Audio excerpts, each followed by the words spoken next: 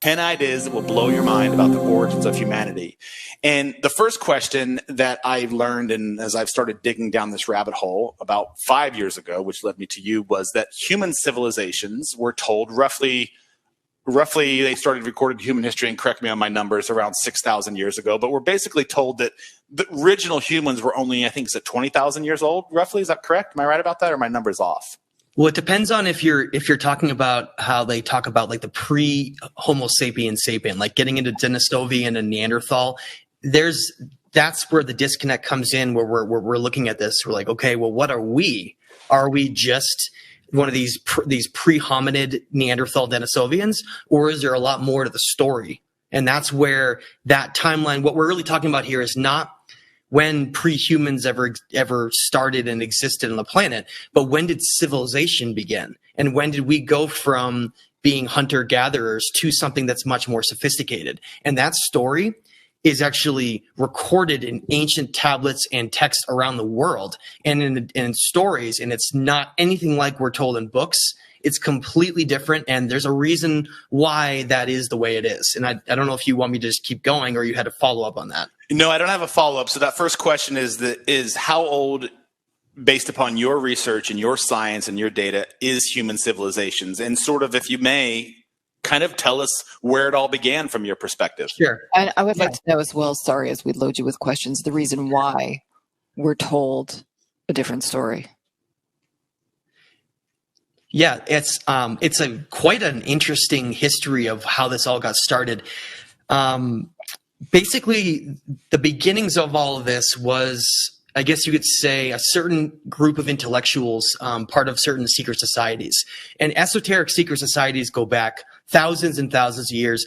Some of the first ones we know of were in Babylon, and they were part of these groups that were priests and high knowledge individuals that knew a lot more than the rest of the population. And they realized that one of the biggest threats that could exist is us truly understanding what we are and how significant we are to the planet and the universe, and so much more than we know. And all of that information, though, is not just someone's perspective.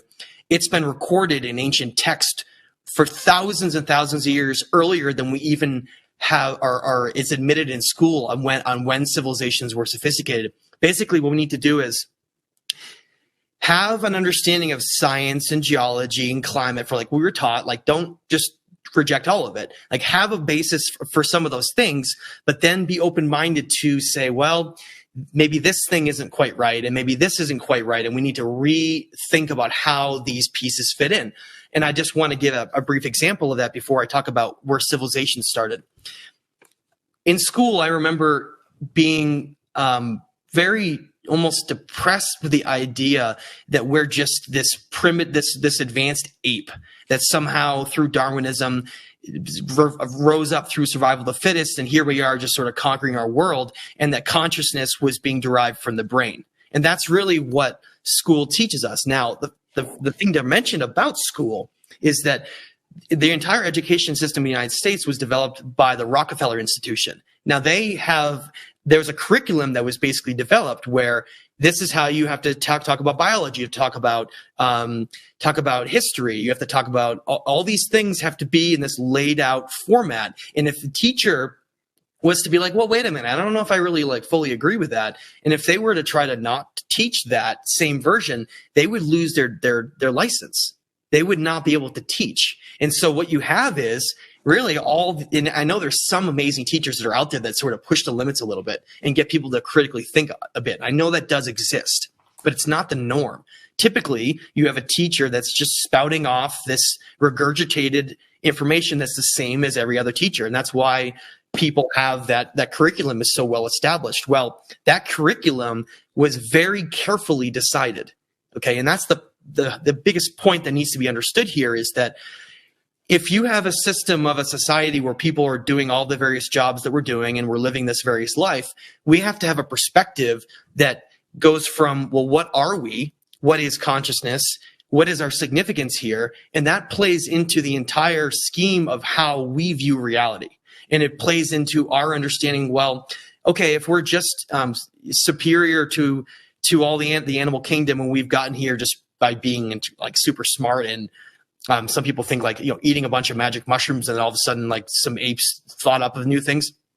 No, that's not what this is at all. There's a whole nother dynamic that we're going to get into. And I don't want to start with that because I think when we get to number 8, on the top 10, we get to number 8 is really when we're going to get into that conversation.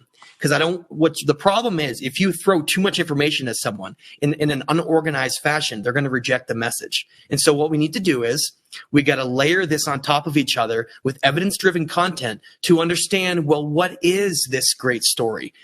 Are things much different than we're told? And the more that other individuals, if they're open-minded and they're able to just allow an idea to fester and see if there's any merit in it, and then and obviously go research for yourself. Anything I say, I highly hope that anyone goes and looks up themselves, because it doesn't matter who it is, me or anyone else. You don't just take anything for face value. You go and you look yourself. But we got to understand that you got to be very careful to look, and I know I'm going off on these like tangents, but we have to create a foundation first before I start talking about this. Can I interrupt 1 second real quickly? So this conversation that we're about to go into is especially relevant for you, and I say this not because you don't have the entertainment of the same ideas that I do. Lisa grew up for roughly 30 years in a Mormon church, which the ideologies around that are very strict on the beliefs of creationism and Darwinism. And you were saying 6,000 years. I'm like, that's what we were told. So the earth was created, blah, blah, blah. So it's it's fantastic that you're starting off with this baseline, because most people, Lisa's not the minority in that belief, right? Like, we live in this Western society that is based on this conditional ideology of one God, one religion. So I love where you're starting this off. So sorry to interrupt. Okay. No, awesome. That's good to expand on that. And what really we're talking about here, and you dabble down, it's known as the rabbit hole, and it's a term that's used way too much, but it's really the best way to look at it, because the more you look into these little pieces, these nuggets, the deeper you get down in. Before you know it, you're so far down it that the old paradigm of reality has now shattered all around you. Now, I want people to not be afraid of that. Why are people so afraid to entertain a new idea? If anything, you're going to feel a lot better when you listen to him about to tell you about who we really are, because it's going to completely go against the mundane version that we're told. Even certain aspects of religion and Darwinism combine to create this very false narrative on who we are and how far back our story goes and how amazing we are. We are, and that's one of the highlights and the emphasis of this whole show. And that's the reason why the entire Education Institute, which is basically a conditioned mind control, has been created, because people, if they knew the truth of what we are and how significant we are to the entire cosmos, they wouldn't want to do mundane jobs. These jobs where they're going and they're working all their time, and then they're coming back and having these little snippets of free time, and then they realize like their whole life has been wasted. And I know that the pandemic has caused people having a lot of free time to start questioning that. And I know that's happened a lot of places around the world where people have all this free time. All of a sudden they're like, what have I been doing? And they start reevaluating their life, what happiness is, and what we could be doing here instead. So I know that goes off on all these different directions, but so let's lay down some foundations, okay? The foundations to lay down is, we're told in school that human civilizations emerged 6,000 years ago in the Fertile Crescent of Sumer. Now, that's the area of Iraq, Iran, Syria, that whole area, which has like been in conflict for years and years and years, right? And subsequently, you can't go in there and excavate anything on an archaeological dig, which is very interesting, that we may get into that to talk about as well. Because that really, even though that timeline of 6,000 years is very inaccurate, it did begin there. But it began there much earlier than that. And the idea we're going to get across here that I want people to understand is, instead of a linear timeline, okay, instead of thinking, okay, we have primitive hunter-gatherers that are traveling around the world and they're all independent, and then all of a sudden, boom, civilization comes up 6,000 years ago, and then there's one linear civilization that then builds off of each other, and here we are, the most sophisticated. Tear that whole thing down, throw it away, and just imagine for a minute what I'm about to tell you. Try to have an open mind and understand that instead of one linear timeline of a rise of civilization to where we are now, think about it more like civilizations have risen up from various influences that we'll talk about, and then fallen, and then risen, and then fallen at least 3, 4, maybe 5 times. And that is an incredibly important point to get across. Go ahead. So I just want to recap what I just heard you say. So what you just said is that civilizations, humanity as we know it, and we live in this little bubble of, we're told 6,000 years or whatever. You're saying that the species of humans have existed before, or some version of hominids have existed before in a completely different silo and time period that was wiped out 3 or 4 times and started anew roughly. Yeah, but not primitive though. That's the main point of this. Yes, hunter-gatherers did exist. I'm not saying that didn't, but something happened. There was a moment in time when certain knowledge and information was put into those civilizations, and then you saw rapid rises that came out of nowhere. And then certain cyclical disasters have occurred on the earth. We'll get into that in later number down the line here, that have been so severe that has literally destroyed those civilizations, caused them to all their knowledge to be almost wiped out, and then another civilization has had to build off of the remnants of that and then try to rise again. Now, every time that those falls have happened, it's the opposite of what we think. It's not that we've gained more, it's that we've lost more every time.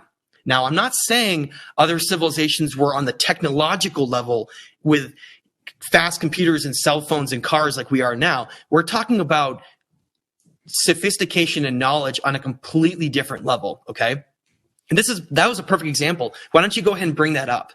Okay, this leads exactly into what we're talking about. What you're seeing on the screen, this is in South America. This is Machu Picchu, right? A famous place that most people have seen. These mountain temples, way up above 9,000 feet on top of the Andes Mountains, okay? Now, we're told in school, again, this linear model, that the Inca created Machu Picchu, all right? And then the Inca slowly were wiped out when they were conquered by the Spanish, when they systematically conquered the Americas, right? When Pizarro came ashore with his armies, went inland, and then caused the demise of the Inca. Completely wrong. What we're looking at right now, and notice on the screen the different building styles. That's what I want to present to you. That's why as we talk about this, the civilizations that we're going to be talking about are called either the lost civilizations, the master civilizations, or the megalithic civilizations. And megalithic means very, very large stones, okay? Now, I want to just really quickly add something to this. Imagine what would happen right now if our civilization got hit by a catastrophe, like a coronal mass ejection from the sun that blasted our planet and caused massive tectonic shifts, and basically it wiped out our entire civilization, right? With tsunamis and just boom, volcanoes, and we were all wiped out, everyone, except small groups of people in these isolated pockets around the world. What would survive our civilization? I want everyone to think about that for a minute. We live in a civilization with these pretty